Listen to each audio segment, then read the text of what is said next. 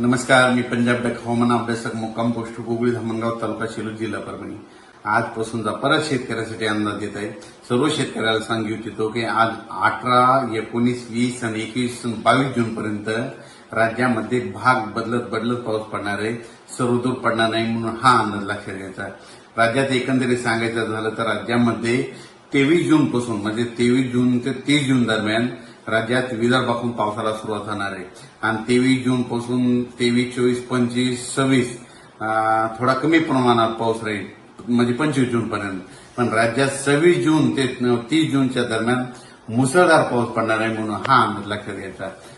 राज्यातील सर्व शेतकऱ्यांना सांगायचं झालं तर म्हणजे आता ह्या 22 जून पर्यंत म्हणजे आज 18, 19, 20, 21, 22 जून पर्यंत राज्यात भाग बदलत पडणार आहे.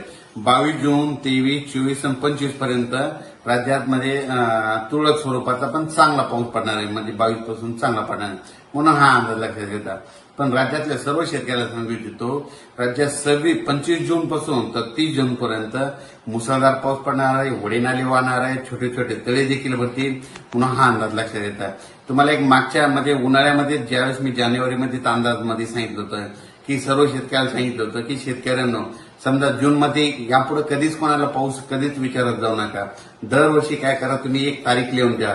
दरवर्षी 26, 27, 28 जूनला दरवर्षी महाराष्ट्रामध्ये पाऊस येणार हे कायमच लक्षात घ्या. म्हणजे काय करा, 10 जुलै ते 15 जुलै 10, 11, 12, 13, 14, 15च्या दरम्यान महाराष्ट्रामध्ये दरवर्षी पाऊस पडतो म्हणून हे एक लक्षात घ्या.